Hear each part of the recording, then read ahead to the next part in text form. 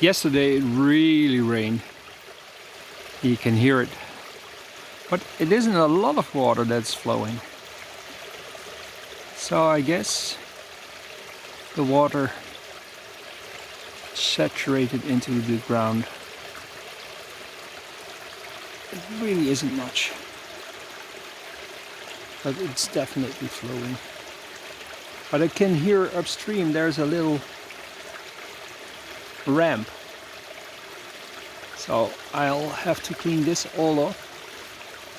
And then I would be able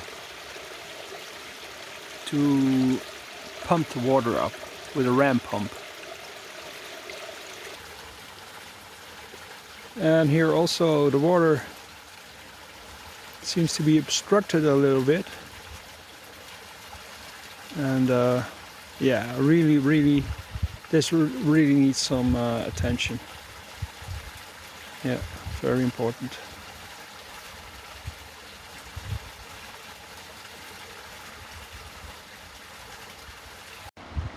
The water is definitely flowing stronger in the river. I can hear it upstream also. Definitely a lot more water flowing. This is the hillside on the lowest terrace. And it's not that high here, but the river definitely is a lot lower. I would say at least 10 meters lower. I did it. Everything is bramble free. That's so good.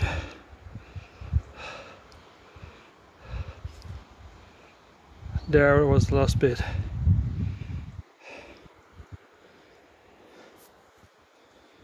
Yeah. Look at this wall. This is going down. This is where the window sits. It's the final piece. It's already broken open in the middle. But that's it. This is probably one of the last visits this time. Just has rained a lot. The river is flowing a lot more. And I measured that part to be able to build a shelter there connected to the other ruin. I measured that. So yeah, that's a whole pile of brambles that are ripped out of the ruin. That needs to be burned, but that's not for now. Everything's wet. What a load of pile. Rubbish, rumbles. It all needs to be cleared. And here you can see the old bed of the previous owner. Yeah. So that's it for now.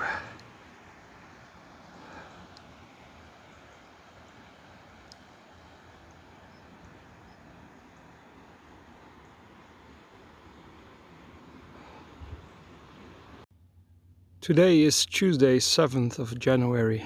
Yesterday I went back to Fluxo and we had the plan to visit the town hall of Certa to get water on our land and maybe even a permission for electricity.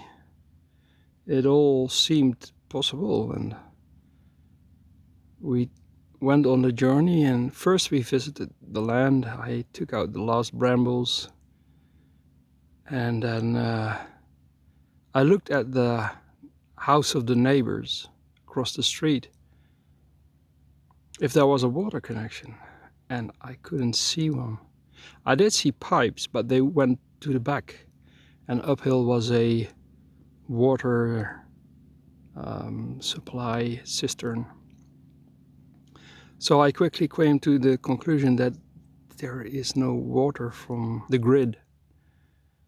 And this was a bit of a disappointment because I thought if I have water and I have water pressure, then I get a propane gas water heater and then I have a hot shower. That was good news. So I checked with the bridge, because the electricity came from over the bridge, and if there was another line, that could be water, but I looked in, it was just one line, and that was the electricity. So yeah, bit of a disappointment, bit of a challenge, but maybe it has to be. Maybe it has a reason. I'm sitting here right now on the top of this hill with this beautiful view, and that soothes my mind. It's such a beautiful area here. Really amazing.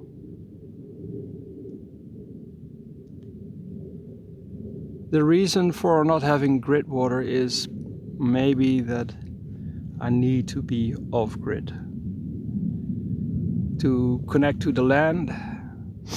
I've got a river next to me, next to the land, and I have a little well with a stream underneath in it at about 3 meters deep, I believe. So maybe I should make use of that water. But the question then is, how will that water hold up in the summer? Is the stream streaming in the summer? And I don't think so. It's a pretty big area that comes out into the stream. But again, in the summer there are 2-3 months of drought, usually. So I'll have to bridge that. And then there's also, of course, water storage from the roof, which isn't there yet. But if I have a roof, then I can collect all the water, and that would be a big supply, because when it rains here, it rains a lot. So together with that stream and the rain, yeah, maybe it will be enough. Then the electricity. The electricity, I've got a three-phase line right on the corner of the house. So I should be able to tap into that. But then I go to the website, make a request, and they need all kinds of forms like building permit, official status of the house. They want a engineer signed electricity plan, and of course I need an engineer to connect me to the grid. That's all possible. I can get an engineer. It has to be a certified one, of course, and then I can explain the situation and tell them, like, yeah, I want you to arrange this connection for me and connect me to the grid. And then I want a 3-phase 20.7 kilovolt amperes. That's a lot of power, but that makes it possible to heat the house with electricity and do everything you want with the property. But yeah, that needs to be arranged. What I've done now is put that on hold, because getting an engineer now is not the right time. I can do that next time I visit, because I'll be leaving back for my other home again, leaving Portugal, because this is already feeling as home. It's so nice. But then when I come back, I can get in touch with an engineer, explain the situation, and ask him to arrange everything. Then yeah, that's it. What I also did is write an email to the Certa municipal to ask if I can get water and what will be the cost.